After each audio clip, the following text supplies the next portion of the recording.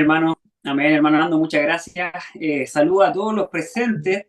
Ahí yo había escrito un saludo, pensé que en verdad era solamente para hermanos en Colombia y me sorprende que gratamente que hayan hermanos de diferentes países, incluso desde acá de Chile hay algunas personas que escribieron ahí de Valdivia, de Coquimbo. Un abrazo para ellos también y por supuesto vamos a hacer una oración. Vamos a orar para que el Espíritu de Dios, el cual dirige el estudio de la palabra, pueda guiarnos en este momento y pueda llevarnos a través de los versículos para poder comprender perfectamente lo que Él nos quiere decir. Vamos a orar. Señor del cielo, gracias Padre, porque usted permite que podamos abrir su palabra. Ayúdanos, Señor, porque nosotros no podemos entender esto. No podemos, Señor, y no está en nosotros, Señor, tampoco el deseo. Le rogamos que usted coloque el querer y el hacer, aquellas promesas que usted ha dejado en su palabra, para que nosotros podamos comprender perfectamente su evangelio. Le rogamos, Dios, que podamos escudriñar las escrituras y en cada texto que revisemos, el Espíritu de Dios pueda iluminarnos. Lo rogamos en el nombre de Jesús. Amén. Bueno, hermanos, vamos a comenzar este estudio. Vamos a ir lento, pero con mucha fuerza. Vamos a ir avanzando a aquellos temas que son importantísimos. Yo no diría solo importantísimos, son diametralmente opuestos a lo que hoy día tal vez muchos de nosotros estamos manejando con nuestras vidas. Son diametralmente opuestos a cómo el mundo se está llevando hoy. Son diametralmente opuestos a la realidad incluso de nuestra propia iglesia muchas veces. Es por eso que nosotros debemos mirar la Escritura como el único eje constructor en el cual nosotros podemos acceder a la vida eterna. No tan solo en un día venidero, sino que hoy día mismo nosotros podemos encontrarnos con aquello y poder ser salvos nosotros y nuestras familias. En el conflicto de los siglos, en el capítulo 2, ahí en la última página, en la última cita del conflicto de los siglos, que seguramente han estudiado en la escuela sabática y lo han leído tal vez en muchas otras ocasiones, dice así, más o menos parafraseando, el por qué hoy día, a pesar de existir un pueblo de Dios, a pesar de existir una iglesia de Dios, esta iglesia, que es la iglesia de Dios con un evangelio perfecto, con un evangelio real, venido de las Escrituras, no es perseguida por Satanás. ¿Por qué no existe persecución en nuestros tiempos? Dice la última cita. Y Elena de White responde, no existe persecución porque la iglesia de hoy se ha conformado a las costumbres del mundo. La iglesia de hoy se ha conformado a la paz, a aquella dormimiento, aquella ceguera que hoy día tienen muchas iglesias y denominaciones en todo el planeta. Y también nos hemos amoldado a las formas, a los hábitos, a las costumbres que el mundo tiene. Entonces, dice así, no se despierta oposición en Satanás. En otras palabras, para Satanás no le somos una oposición y no hay una razón ni un motivo por el cual él nos tenga que perseguir con el decreto de muerte, que nosotros muy bien conocemos como la ley dominical, que será el decreto de muerte. Eso no existe en nuestro medio hoy día, pero estamos muy cerca de aquello, y no existe ahora, y no está existiendo por el simple hecho, dice Elena White, porque no hay piedad primitiva en el pueblo de Dios. Pero siempre la palabra de Dios nunca nos deja aplastados sin la forma en la cual nosotros podemos salir del problema. Es por eso que vamos a estudiar el plan de salvación estipulado allí en el santuario. Y ahí mismo en la cita se nos dice, despiértese la piedad primitiva. Si se despierta la piedad primitiva en la iglesia, inmediatamente, como que si fuera un chasquido de dedos, inmediatamente se despertará el fuego de la persecución. Entendámoslo así, es decir, toda la persecución, toda la destrucción que va a venir a este mundo es una consecuencia directa del despertar de la piedad del pueblo de Dios. No es al revés, porque si fuese al revés y Satanás avanzara con su batallón y liquidara con sus leyes a este planeta y al pueblo cristiano, nadie podría resistirlo. Es por eso que el pueblo de Dios primero debe levantarse piadosamente y eso activa en un instante la persecución como en antaño. ¿Por qué les digo esto? Porque también en el libro Cristo en su santuario, no voy a mostrar las citas porque espero que ustedes los puedan leer de manera atenta y con oración en sus casas. En la primera cita, allí en el prólogo, la introducción de este libro, que es un compilado, Elena White menciona la importancia de entender y estudiar a cabalidad el ministerio de Jesús en el santuario celestial en este momento. ¿Qué es lo que está haciendo? ¿Cuál es el real alcance de lo que significa el ministerio de Jesús? Que para la mayoría de nosotros, que entiendo como adventistas, los que estamos acá, es el perdón de los pecados y también el acceso al cielo. ¿Pero será solo eso? ¿Tendrá alguna otra repercusión en mi vida hoy día, en este mismo día, en mis relaciones interpersonales? ¿Podrá hacer algo Dios sobre eso? ¿O solamente Él está allí para justificar a uno o a otro que accede al santuario celestial a través de la oración? Eso lo vamos a revisar a través de la Biblia. Y es importante que podamos nosotros hacernos preguntas en relación a esto. Para eso también está el chat. Si ustedes quieren ir haciendo preguntas entre medio del tema, obviamente las vamos a responder al final, pero vayan escribiéndolas. Y es muy importante porque cuando nosotros realmente entendemos algo es cuando comenzamos a hacernos preguntas y a cuestionarnos ciertas cosas, ¿ok? Vamos a abrir la palabra de Dios en el libro de Hebreos, ¿ok? Yo estoy conectado con dos dispositivos, con el que aparece la cámara, es el teléfono, y estoy con el computador también, y desde el computador yo quiero compartir la pantalla y espero que se pueda ver bien. Ahí por lo menos desde mi celular se ve. No sé si alguien ahí me puede hacer con la manito de arriba. Yo aquí veo en el chat a Pamela, Mabel, Elenita, Katy Del, Lucy. No sé si alguna de ellas me puede hacer con el pulgar ahí para poder saber que muy bien, que se ve. Perfecto. Muy bien. Gracias, Katy Bell. Muchas gracias.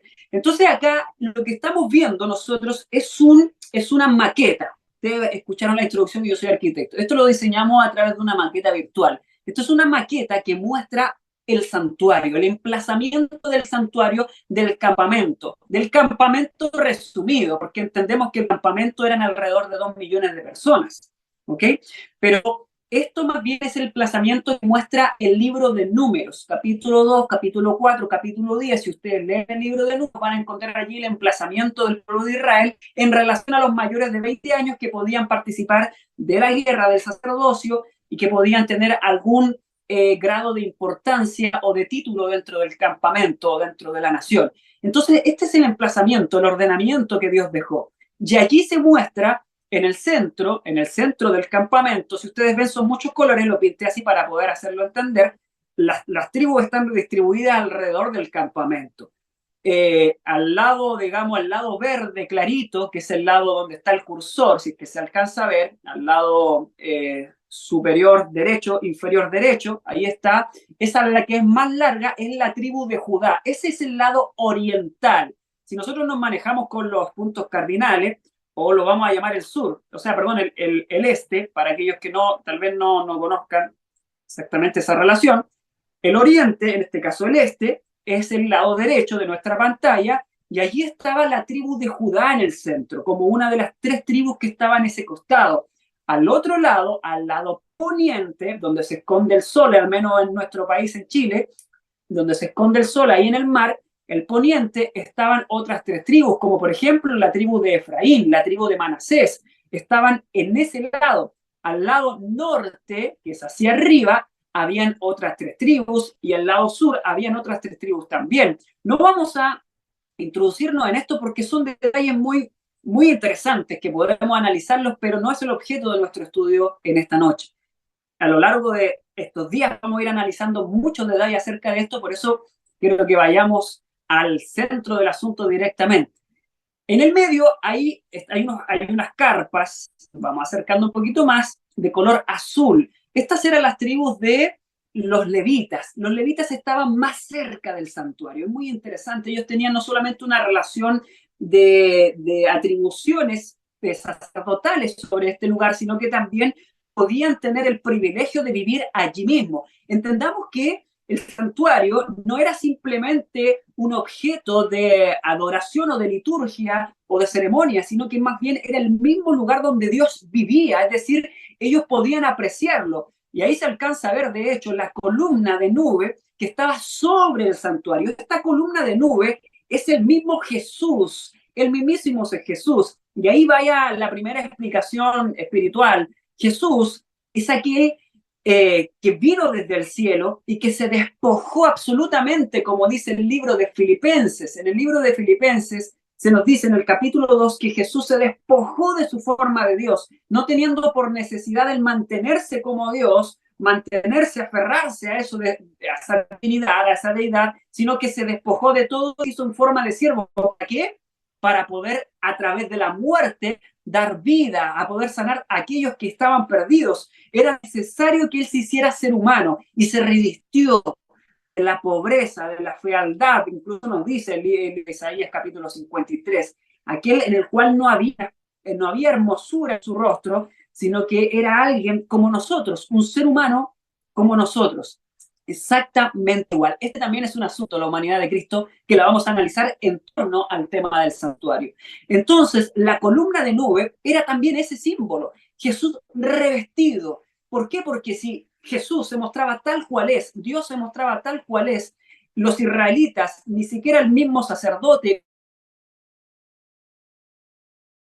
ni cabalidad, sino que hubiesen sido muertos por el resplandor. Es por eso que él debía revestirse en algo que fuera visible para ellos, en este caso, una columna de nube. Esta columna de nube representa esa humanidad de Jesús que puede acceder a la tierra, en la cual nosotros podemos tener contacto con ella, podemos sentirnos identificados y puede estar con nosotros en todo momento.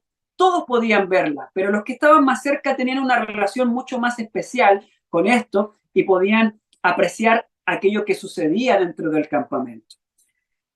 Luego, si nosotros miramos hacia acá y nos acercamos a la puerta que estaba al lado oriental, recordemos eso, recordemos, la palabra de Dios nos dice que la salvación viene desde el oriente. Esto es muy interesante. Si nosotros miramos hacia atrás y vamos rápidamente hasta el fondo de este campamento, Juan el Bautista, cuando menciona a Jesús en dos ocasiones, de acuerdo al relato que nosotros podemos correlacionar y que está escrito allí en los evangelios, pero que el deseado de toda la gente nos ayuda a poder entender mejor, dice, por ejemplo, en Juan capítulo 1, versículo 29, el siguiente día, Juan, viendo a Jesús, que venía a él, dijo, he aquí el Cordero de Dios que quita el pecado del mundo.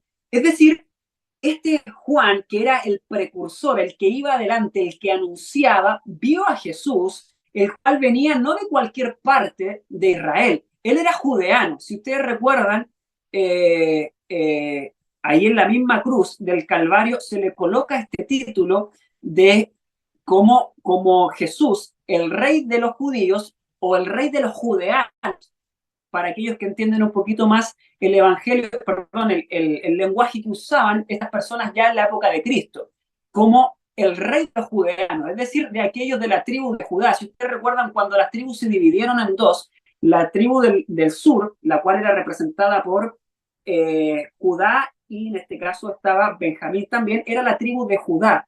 Y de ahí para adelante en la historia fue llamado de esa manera. Por eso viene el nombre de Jesús, en este caso el judeano, el cual viene desde la más pequeña de las tribus, es decir, desde el fondo.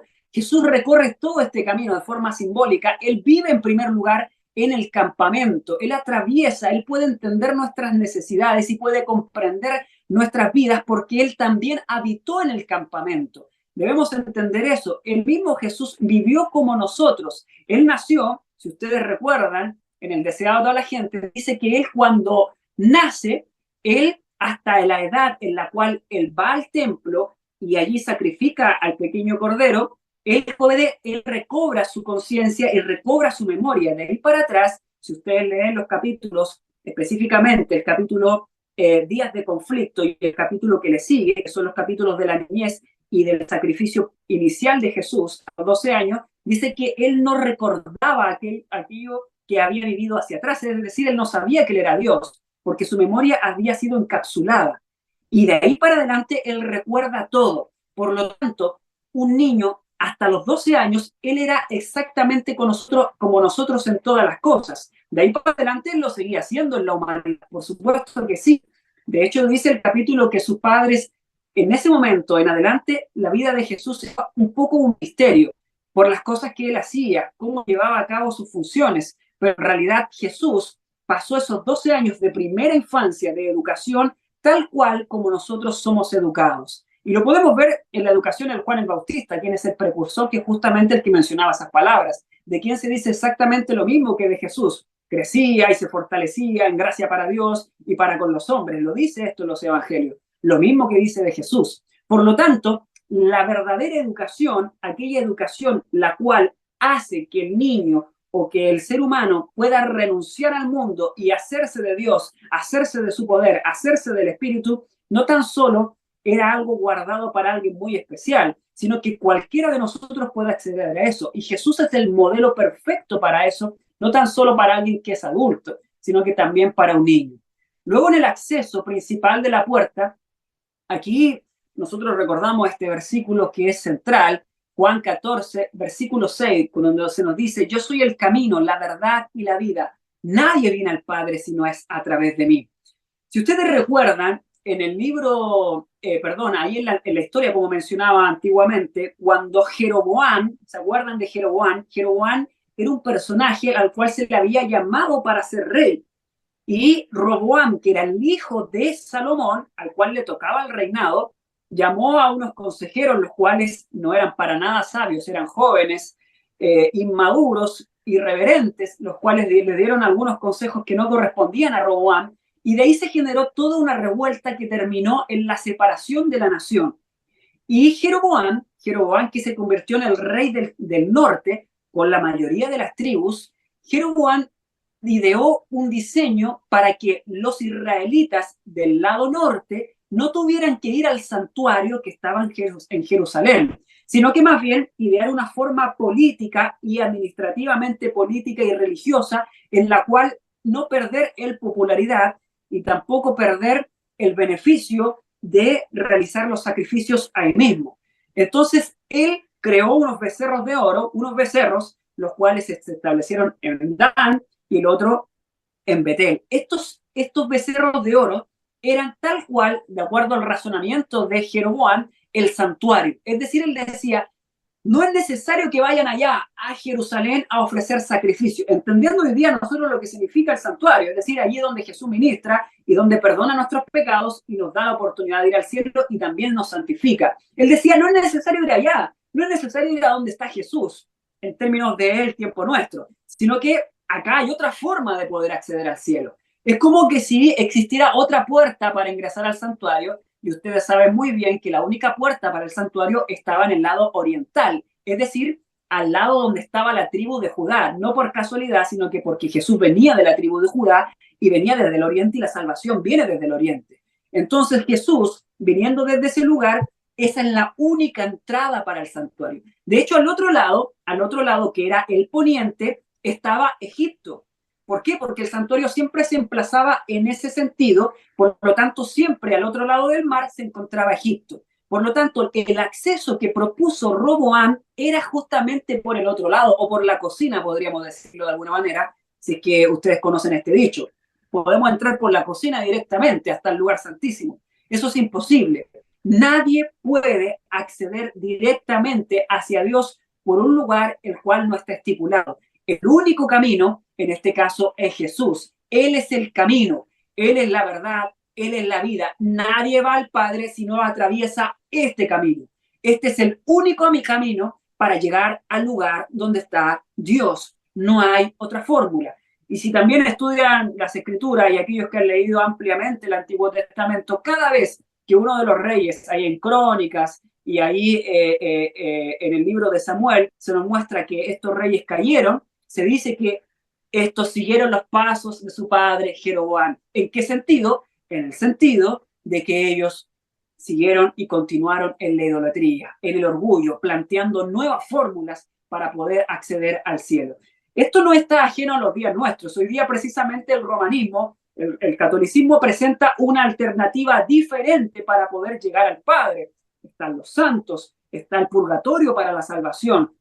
Hay diferentes fórmulas para poder acceder. María siendo la mediatrix, por eso también existen los colegios marianos, con toda esta ideología y filosofía en la cual se inserta desde muy temprana edad en los jóvenes. Hoy día existen filosofías orientales que se traen a través de la Madre Tierra, justamente Laudato Si, y todas estas historias finalmente representan a otro ser, el cual es intercesor, a la manera de Jeroboam. Podríamos decir que Jeroboam, de alguna manera, desarrolló el catolicismo en pañales, es decir, en sus primeros cimientos, él formuló ese catolicismo romano, el que finalmente hoy día existe como lo conocemos. De hecho, el conflicto de los siglos, cuando menciona el catolicismo, cuando Satanás ya lo madura y comienza a existir como tal, la Iglesia Católica Romana, él dice que la Iglesia Católica Romana es la arma perfecta, es la creación perfecta de Satanás. ¿Por qué? Porque en todos sus símbolos, en todos sus ritos, en toda su filosofía y argumentación, representa absolutamente lo opuesto al verdadero evangelio. Es decir, si hay un Cristo, el cual, en esto, y lo vamos a ver ahora, nos presenta un solo camino, ellos presentan otra alternativa. Y vamos a ir viendo cada uno de esos acontecimientos. Entonces, ingresando por la puerta principal, la puerta oriental, nosotros podemos ver, por ejemplo, vamos a hacernos la idea de que nosotros nos vemos representados en estas personas. Sabemos nosotros hoy día claramente que estamos viviendo en el día de la expiación. Justamente uno de esos temas los vamos a tratar durante esta semana, por si alguien tiene dudas acerca de esto, lo vamos a ver ampliamente a la luz de este tema. Hoy día nosotros estamos en el lugar santísimo donde Jesús está expiando nuestros pecados. Y alguien por ahí podría pensar, bueno, el atrio, el lugar santo, tal vez son cosas del pasado, no deberíamos pensar tanto en esto y darle tanta vuelta porque Jesús ya está allá.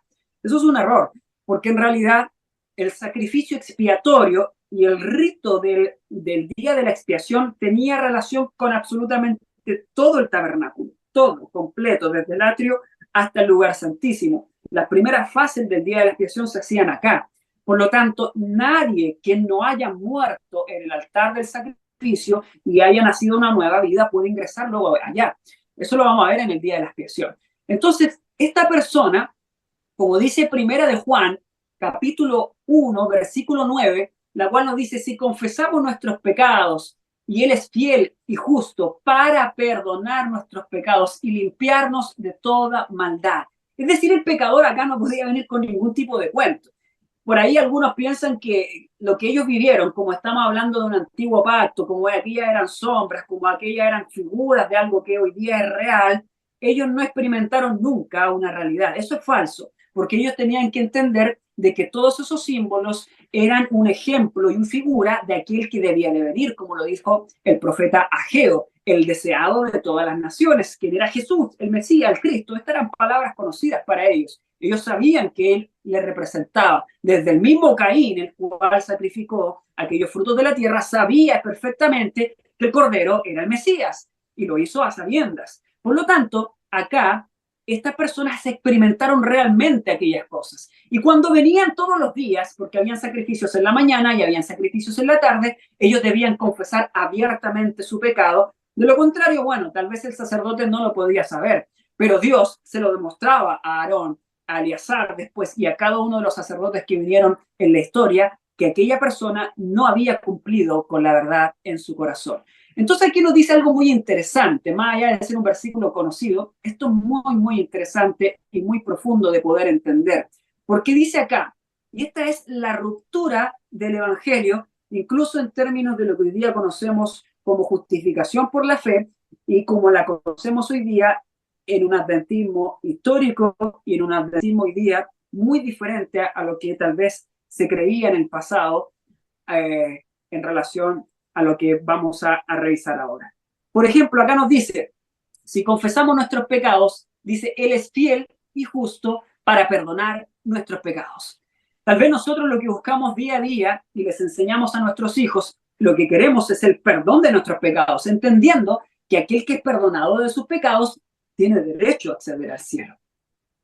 Si alguien me pregunta a mí si eso es lo que tú quieres, yo la verdad no es solamente lo que quiero. Entiendo que Dios regala eso, pero no es solamente lo que Dios da, porque Dios también entrega la limpieza, es decir, la purificación del ser. La persona no solamente es perdonada en el santuario, el sacrificio expiatorio de Cristo no solamente te elimina tu pecado, lo borra, o literalmente ese pecado es traspasado al Cordero, es decir, Jesús ahora es el pecador. Y eso lo podemos ver en la Escritura, porque Él se hizo gusano, Él se hizo maldición por nosotros. Él se hizo pecado por nosotros. Esos son versículos que encontramos en la palabra de Dios. Y es una realidad. Es decir, mi pecado que confieso a Dios, Jesús es el pecador. Y Él ya lo fue y Él ya murió. Por lo tanto, Él se hace el pecador. El pecado es traspasado a alguien más.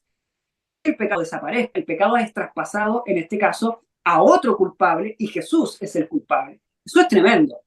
Y en ese sentido, como Él ahora es el culpable, nosotros que éramos culpables ya no lo somos y quedamos sin pecado. Y eso es la maravillosa gracia de la salvación. Pero no es solamente eso, lo interesante de la salvación, sino que la salvación conlleva algo más, algo absolutamente más profundo. Cada vez que el pecador entregaba su pecado allí y lo traspasaba al Cordero, levantando sus manos, degollándolo a través de los diferentes ritos que existían en el santuario, esta persona trasladaba los pecados a Jesús, que luego moría por ellos, o el Cordero moría por ellos, como un símbolo. Pero no solamente eso, como la persona quedaba sin pecado, ahora yo le traspaso a Jesús de lo mío, y que es lo mío, mis pecados. Y como yo quedo sin aquellos, yo no puedo ahora quedar vacío, sino que Jesús ahora Él traspasa de lo suyo a mí. Y ahora que yo estoy sin pecado, ahora recibo de Él también la limpieza, es decir, la santidad de parte de Dios. Es por eso que debemos esto acompañarlo con aquello que está escrito en Hebreos capítulo 7, versículo 25, lo cual dice, por lo cual puede también Él salvar perpetuamente a los que se acercan a Dios, viviendo para siempre para interceder por ellos. Es decir, Jesús intercede por nosotros porque Él tiene el poder para poder manifestarse ahí en el lugar santísimo. Si nosotros vamos a la escritura, no va a ser proyectado acá, miramos en la escritura en Hebreos capítulo 2, versículo 15, leemos desde el 15 hasta el versículo 18, fíjense lo que dice. Del 14, perdón, dice, así que por cuanto los hijos participaron de carne y sangre, Él también participó de lo mismo. ¿Se acuerdan lo que mencionaba acerca de la columna de nube? Era una representación de Jesús humano. Es decir, esa humanidad de Jesús, Él la trajo acá, Él se revistió de la humanidad para poder entender perfectamente lo que nosotros somos. Entonces aquí dice que nosotros participamos de carne y sangre y Él participa de lo mismo. Y cuando decimos lo mismo, es exactamente lo mismo. Es decir, Él se hace como nosotros para destruir por medio de la muerte al que tenía el imperio de la muerte. Esto es el diablo. Y librar a los que por temor, dice el versículo 15, temor de la muerte, estaban toda la vida sujetos a servidumbre. ¿A servidumbre de qué? A la servidumbre del pecado. Es decir, una vez que la persona es librada de su pecado, Jesús lo dota con el poder para que ya esta persona no caiga nuevamente en aquel pecado. ¿Por qué? Porque si no seguiría sujeto a la servidumbre. Pero acá se rompe la cadena de la servidumbre y ahora ya no están sujetos a la servidumbre. Eso es lo que nos está diciendo el versículo. Esto lo podemos ver claramente cuando Jesús perdonó a esta mujer adúltera y los fariseos lo trajeron ahí para apedrearla. Y Jesús le termina diciendo, bueno, ni yo te condeno porque esta mujer se había arrepentido de sus pecados en ese momento. La escritura no lo dice, pero Jesús no le podría haber dicho eso, es decir, ni yo te condeno si es que ella no tuviese pecado. Es decir, ella entregó sus pecados a Dios en ese acto de humillación, los entregó. Entonces Jesús le dice, yo no te condeno. ¿Por qué? Porque ella no tenía pecados. Entonces, ¿y qué es lo que le dice después de eso? Vete y no peques más. Y hago una pregunta. ¿Acaso nosotros podemos no pecar más? ¿Podemos esforzarnos como esa mujer, decir, ok, ahora tengo suficiente ánimo para ir y volver y no cometer adulterio y hacer las cosas que antes hacía? ¿Acaso nosotros tenemos ese poder en nosotros? No, no lo tenemos. Entonces, ¿por qué Jesús le dijo, vete y no peques más? En el camino a Cristo, en el capítulo 3, se nos dice que cuando nosotros nos arrepentimos en base al verdadero arrepentimiento, ¿qué significa el verdadero arrepentimiento? Dolor por el pecado y abandono del mismo. Es decir, nosotros nos dolemos por aquello que hemos cometido, lo confesamos, el Dios nos perdona y nos limpia, como decía Primera de Juan. Y esa limpieza, ¿qué significa? Abandono del mismo. no porque el ser humano tenga un poder para poder abandonarlo, sino que porque ahí ocurre un milagro. Yo le entregué a Dios mi pecado y Él me entregó su don, el poder, el querer que antes no tenía, el querer de Dios, el poder del Espíritu Santo para no cometer aquello que antes cometía. Es decir, ahora soy una nueva criatura. Antes cometía X pecado, lo confesé porque me dolía por él, lo confesé abiertamente delante de Dios, sin vergüenza alguna, lo confesé delante de Dios, arrepintiéndome por el pecado y lo entregaba al Señor y Él me daba de lo suyo. Y en este caso es el poder irrestricto, porque no es un poder a medias. Para que una persona deje de pecar en algo que estaba pecando, en un pecado específico, tiene que haber un poder milagroso que venga del cielo. Entonces, Él puede interceder por aquellos para siempre. Es decir, ya esa ligadura con el pecado deja de existir. Esta es la bienaventuranza del verdadero evangelio. La persona ya no tiene más el pecado que antes tenía. Es decir, ahora esta persona ya no comete más ese pecado porque Dios ha restaurado la vida de la persona. Y seguimos leyendo en el versículo 16, porque ciertamente no tomó para sí la naturaleza de los ángeles, porque los ángeles no habían pecado, sino que tomó la simiente de Abraham, por cuanto le era preciso ser semejante en todos sus hermanos. En todo, ¿por qué en todo? Porque si él no fuera semejante en todo, por ejemplo, vamos a poner un ejemplo, por ahí algunos pueden decir, bueno, Jesús no se casó, Jesús no tuvo ninguna relación con ninguna mujer, ¿cómo él podría librarme a mí que tengo problemas con el adulterio o con las mujeres? ¿Cómo él podría hacer eso si él no triunfó sobre aquello? Bueno, quiere decir que todos los adúlteros y todos aquellos que tienen ese tipo de problemas o la pornografía o alguna otra cosa, no tienen ninguna opción para ir al cielo. Es decir, van a estar condenados, porque no tienen a un libertador semejante a ellos que pueda compadecerse porque él nunca triunfó sobre aquellas cosas. Claramente no. Este libertador triunfó sobre cada aspecto que nosotros caemos. Así lo dice la sierva de Dios. Donde el primer Adán cayó, el segundo Adán triunfó. Es decir, Jesús triunfó sobre todos los aspectos que nosotros caemos. Todos los aspectos. Por lo tanto, Él es el libertador. Él se hizo semejante a nosotros justamente por eso, para mostrarnos claramente cómo es que se triunfa. Y esto lo vamos a analizar durante esta semana, porque no es fácil de entender de manera sencilla. Lo vamos a ir analizando paso a paso para que al final de esta semana podamos dar gloria a Dios porque tenemos a un pariente redentor ahí muy cercano al Hijo del Hombre, a uno como nosotros, intercediendo por nosotros en el cielo, a uno que puede compadecerse por nuestras debilidades y a quien podemos acercarnos porque tiene misericordia para nosotros. Dice el versículo entonces que vino para ser misericordioso y fiel sumo sacerdote en lo que a Dios se refiere. Es decir, esto es muy interesante. Si ustedes entienden bien lo que dice el versículo 17, a la luz del Espíritu, dice, ser semejante a sus hermanos para venir a ser misericordioso. Es decir, le era necesario ser un ser humano como nosotros para venir a ser fiel sumo sacerdote y misericordioso. Por lo tanto, él no podría ser ni misericordioso ni fiel sumo sacerdote si es que primero no hubiese cumplido la primera parte, ser semejante a nosotros.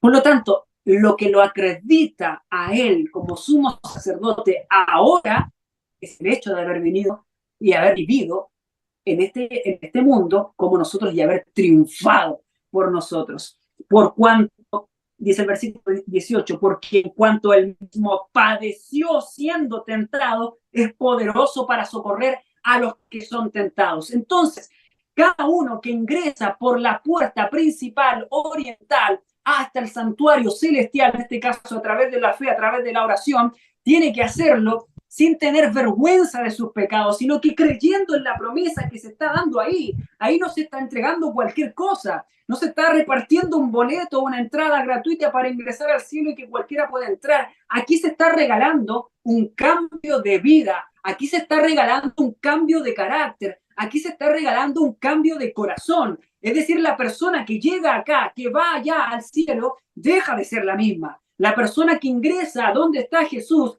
y recibe los frutos de Dios y recibe el intercambio poderoso entre él y el ser humano, esa persona ya no es la misma, sino que ha resucitado a una nueva criatura y Jesús le dice, vete y no peques más. no para que lo intente, sino que ahora porque tiene los aditamentos, tiene los elementos de Dios para triunfar. Esa es la misericordia de Dios. Entonces, cada persona, si nosotros recordamos en el pasado, estas personas tenían que atravesar el campamento y de repente, me voy a poner a mí, de repente Ítalo venía al santuario y confesaba su pecado y venía al otro día y venía al otro día y venía al otro día y las personas decían, oye, ¿qué está haciendo Ítalo que viene tantas veces a confesar su pecado? Hoy día nosotros lo hacemos en secreto, nadie nos ve, pero no solamente en secreto, dice Mateo capítulo 6, que nosotros tenemos que confesar nuestros pecados a nuestros hermanos, y si no confesamos nuestros pecados a nuestros hermanos que hemos cometido contra ellos, Dios tampoco nos perdonará a nosotros. Eso es tremendo. Por lo tanto, hay una relación con el campamento entre nosotros también como iglesia. No podemos avanzar de manera individual solamente.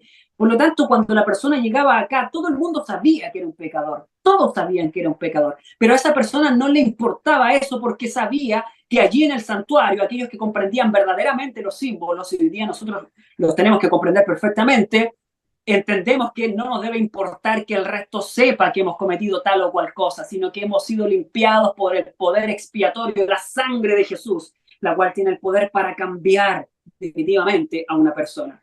Romanos capítulo 8, versículo 1 al 4 dice, ahora pues ninguna condenación hay para con los que están en Cristo Jesús. ¿Por qué no hay condenación? Porque no hay pecado en ellos. En el versículo anterior leíamos en Hebreos capítulo 7 que Él intercede perpetuamente porque Él no muere. Es de la orden de Melquisedec, es decir, antes los sacerdotes tenían que ir cambiándose porque morían, pero Él no muere, tiene vida eterna, por lo tanto intercede perpetuamente, pero no va a interceder por la eternidad. En algún momento Él sale del lugar santísimo, Él sale y se acaba la gracia. Y en ese momento, ¿qué vamos a hacer? ¿A quién le vamos a ir a confesar nuestros pecados? ¿Dónde vamos a ir al cielo a poder contarle lo que estamos haciendo y a recibir misericordia otra vez y gracia tras gracia y gracia tras gracia? Eso ya no va a existir. Por lo tanto, es ahora cuando el pueblo de Dios debe abandonar sus pecados para siempre. Y Dios los restaurará por completo porque eso es lo que sucedía en ese lugar y eso es lo que sucede hoy día también. Por eso ninguna condenación hay para los que están en Cristo Jesús. Es decir, aquellas personas que han recibido la gracia, sus nombres que están en el libro de la vida, que también lo vamos a ver en un tema durante esta semana, el juicio investigador es un tema muy interesante y vamos a analizar estos elementos. Aquellas personas, como le decía Jesús a los discípulos, cuando ellos comenzaron a sanar personas y decían que hasta los demonios se les sujetaban, Jesús les dijo, no se preocupen de eso, dijo, preocúpense de que sus nombres estén en el libro de la vida. ¿Y qué significaba que el nombre estuviera en el libro de la vida? Significaba nada más ni nada menos que era una persona sin ningún pecado. Era una persona que había entregado todo en el santuario. Era una persona que se había vaciado completamente, que no tenía vergüenza que los demás supieran quién era. Es importante que nosotros podamos bajarnos de nuestro pedestal. Es importante que puedan ser destruidas aquellas cosas que son base para que nosotros sigamos con nuestro orgullo. Justamente esto es lo que dice el libro de Mateo, en Mateo capítulo 22, si mal no lo recuerdo, en Mateo capítulo 22 se nos dice exactamente 21, versículo 44, se nos dice, el que cayere sobre esta piedra, es decir, el que va al santuario, el que cae sobre Jesús, sobre la roca, será quebrantado. Aquel que realmente se encuentra con Jesús ya no le interesa lo que el hermano piense de él, ya no le interesa que los demás se enteren de lo que hace en secreto. ¿Por qué? Porque ha sido restaurado. Y por el contrario dice, sobre quien cayere esta roca, él será destruido. Esto no puede pasar con nosotros. Nosotros que estamos estudiando esto, no puede suceder esto. Lo que debe decirse de nosotros es justamente lo que dice acá arriba. Ninguna condenación hay para los que están en Cristo Jesús. Esto debe suceder. Los que no andan conforme a la carne, nuestros hábitos deben cambiar. Y aquí no está hablando de la alimentación, sino que está hablando en relación a todas las avenidas del alma, sino conforme al Espíritu, conforme a aquel regalo que Dios da cuando ocurre ese intercambio, cuando le entregamos nuestros pecados, Él nos da el poder para triunfar. Porque la ley del Espíritu de vida en Cristo Jesús me ha librado de la ley del pecado. Justamente aquí está lo que estábamos comentando. ¿Qué es lo que el ser humano recibe cuando entrega su pecado? La ley del Espíritu. Recibe al Espíritu de Dios. Y esta los libra del pecado y de la muerte. Los libra para no seguir cometiendo las mismas cosas que antes cometía. Porque lo que era imposible para la ley, por cuanto era débil por la carne, porque ningún ser humano podía triunfar sobre la ley, no podía, porque el pecado lo movía. ¿Por qué? Porque había concupiscencias en él, como lo dice Santiago. Dios enviando a su Hijo en semejanza de carne de pecado, es decir, igual a nosotros, pero esta vez triunfando, y a causa del pecado condenó el pecado en la carne, es decir, él triunfó, no como nosotros lo hacemos, sino que él triunfó verdaderamente, para que la justicia de la ley se cumpliese en nosotros, es decir, él triunfa de nosotros, y los que reciben el beneficio de ese triunfo somos nosotros, que es la justicia de la ley, que no andamos conforme a la carne, sino conforme al Espíritu, que es el regalo de Dios, y aquí lo dicen palabras más del Evangelio, más de los adventistas del séptimo día, más de aquel que realmente está buscando a Dios. La justicia viene por la fe. Recibimos esa justicia, la cual nos habilita para poder presentarnos delante de Dios sin pecado, para poder representar al mundo, no ser un oprobio delante de las naciones o delante de nuestros hermanos o de nuestras propias familias, sino que andemos conforme al Espíritu. Cuando era el día de la expiación, esto estaba completamente abierto. Esto lo vamos a revisar, obviamente, cuando revisemos este tema. Pero aquí les adelanto algunas cositas muy pequeñas. Podemos ver acá los elementos que representaban el santuario. No me voy a dedicar a explicar esto. Creo que hay millones de predicaciones donde ustedes pueden ver el tecnicismo de qué significaba cada elemento. Pero eso no es nuestra convocación hoy. Nuestra convocación santa hoy día es poder hacernos de aquello que resulta del ministerio de Jesús en el santuario celestial. Si no nos hacemos de eso, no nos vale de nada comprender que el único elemento de oro era la menorá o el candelabro, y el propiciatorio eran los únicos elementos de oro, y que la chequiná estaba sobre el propiciatorio, y aquellas cosas que sucedían, o tal vez a duras penas podemos explicar estas cosas también, cuando en realidad lo que Dios quiere es la misericordia que se produce allá, la justicia y la misericordia, la cual se besan y se encuentran en este lugar. Nosotros podemos ser restaurados aquí. Y aquí es donde el sumo sacerdote, el cual se presentaba delante de Dios, hacía expiación por nosotros. En el día de la expiación se presentaba de esta forma. Lo vamos a comentar cuando toquemos este tema. Dice, 2 Corintios capítulo 5, versículo 21, dice, el que no conoció pecado, por nosotros se hizo pecado, para que nosotros fuésemos hechos justicia de Dios en él. ¿Se fijan lo que comentábamos delante? Él es el pecador ahora. Él muere por los pecados. Y yo, ¿qué pasó conmigo? Yo no muero, yo no soy el pecador, pero además de eso pasa algo más tremendo. Yo recibo la justicia de Dios. Es decir, yo soy parte de la familia de Dios. Yo tengo la naturaleza de Dios. Y esto alguien podría decir, oye, el hermano creo que se fue al extremo. Pero esto lo dice Pedro. Esto lo dice Pedro en su segunda carta. Y si lo buscamos así rápidamente, Pedro, en la segunda carta de Pedro, capítulo 1, versículo 4, dice, mediante las cuales nos ha dado preciosas y grandes promesas, para que en ellas fuésemos hechos participantes de la naturaleza divina. Es decir, aquel que huye de la corrupción de carne, no porque pueda huir, no porque vete y no peque más, sino que porque recibe el poder para no hacerlo, ahora es participante de la naturaleza divina, participante de la justicia de Dios. Dios se hizo el pecado, Él es el gusano, Él es el pecador, Él es todo lo que nosotros debiéramos ser y nosotros somos justicia en Él. Esto no es nada más ni nada menos que un milagro. Nosotros hemos recibido de parte de Dios algo que es tremendo. Hebreos capítulo 8, versículo 10 dice, por lo cual este es el pacto que haré con la casa de Israel después de aquellos días, dice el Señor.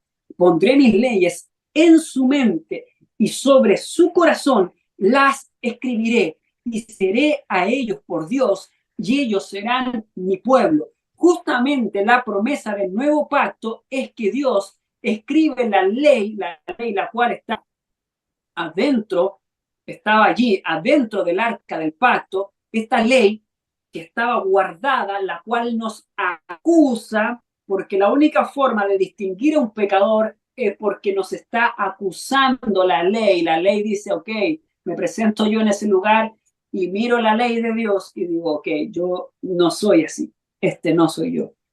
Entonces la ley me prohíbe poder ingresar al cielo. Como la ley no puede salvarme, tiene que venir aquel vivo Dios del cielo. Los ángeles, si ustedes leen el libro Cristo en su justicia, dice que los ángeles se ofrecieron para poder venir y salvarnos. Y Dios dijo, no, nadie más puede hacerlo, porque no hay nadie al mismo nivel de la ley de Dios, tan divino como la ley, como el mismo Dios. Es decir, escuchen esto bien, el que tenía que morir para que la ley sea, pasada por alto, o en palabras más certeras, para que la ley sea pagada, para que se pague el precio por la ley, el que tenía que morir era el mismo Dios. El que tenía que morir era el mismo Dios. Eso es tremendo. Pero ojo con esto. Si moría Dios, ¿qué sentido tenía si los que estaban perdidos eran los seres humanos? Es por eso que el que tenía que morir era un ser humano también. Pero ¿qué ser humano podía morir? No había ninguno. Ni siquiera el mismo Adán podía. El mismo Adán cayó. Entonces, debía hacerse esta fórmula perfecta de parte de Dios, este regalo de misericordia, en la cual Jesús, siendo un hombre exactamente como nosotros, y al mismo tiempo siendo Dios, Él pudiese salvarnos, para que cuando la sangre cayese sobre el propiciatorio, esta sangre reconociese el ADN humano, esta sangre reconociese a cada uno de los humanos de la tierra, esta sangre fuera la representación de la sangre de todos aquellos que quieran hacerse de esa sangre. Esa sangre era la sangre que lavaba. Esto lo vamos a ver también en el tema en el cual vamos a tratarnos específicamente acerca del propiciatorio y la sangre. Esto es tremendo. Hay muchas cosas para poder revisar. En Hebreos capítulo 9, versículo 28, así también el Cristo es ofrecido una sola vez y para agotar los pecados de muchos. La segunda vez se manifestará para salud a los que sin pecado le esperan. Esto es el Evangelio. Nosotros somos transformados por el poder de Cristo, por el poder de su sangre, por el poder que emana desde el cielo, allí en el santuario celestial, para que nosotros podamos ser unas nuevas criaturas. El pecador ya no tiene relación con el pecado. Cuando se acabe la intercesión por el pecado y se cierre la gracia, el pecador no debe tener esa relación. Y este plan perfecto hizo todo, procuró todo para que eso no ocurra. Y en aquel día el pecador se presente perfecto delante de Dios. ¿En qué momento el pecador hizo algo para poder lograr esto? ¿En qué momento el pecador fue transformado por sus propios elementos y por su propia sabiduría? En ninguna. Porque Dios coloca el querer como el hacer. Ni siquiera el querer tenemos de ir a Dios. Él da eso. Ni siquiera el hacer, santificados, Dios nos da. Dios da ese hacer. Dios entrega cada una de estas cosas. Así que, mis queridos hermanos, espero que hayamos entendido aquellas cosas que estamos revisando y en el día de mañana vamos a aproximarnos un trecho más allá, en profundidad, en relación a esto. Si ustedes se fijan, el evangelio que estamos presentando es absolutamente diferente de lo que el protestantismo apóstata, el romanismo y muchas corrientes de nuestro mismo círculo cercano predican. El evangelio transformador, absolutamente transformador, todo lo que la palabra significa. Transforma al ser humano a una nueva criatura. Así que, hermanos, que Dios les bendiga, tengan ánimo porque en el cielo tenemos a un pariente cercano para socorrernos. Amén. Amén. Señor del cielo, gracias, Padre, porque les tenemos allí en el cielo. Nosotros ciertamente no pedimos que usted viniera. Ciertamente hemos huido cada vez. Deseamos volver a Egipto. Nuestras acciones, nuestros hábitos, nuestras costumbres están allá, están al otro lado del santuario, lejos de aquí. Y rogamos, Dios, de que usted pueda restaurar estas cosas. Tal vez aquel que se siente ahogado, aquel que se siente absolutamente consumido por los malos hábitos de este mundo y que su carácter está absolutamente abrumado por Satanás y no sabe cómo es que puede recibir tal poder. Y justo cuando usted entrega la promesa, venid a mí todos los que estén cansados y cargados, y yo los haré descansar. Gracias a Dios por esta promesa, porque sabemos que allí en el cielo le tenemos a usted. Tenemos a alguien que puede salvarnos del pecado. Alguien que no solamente nos salvará de él, sino que nos limpiará del pecado y nos hará aceptos en usted.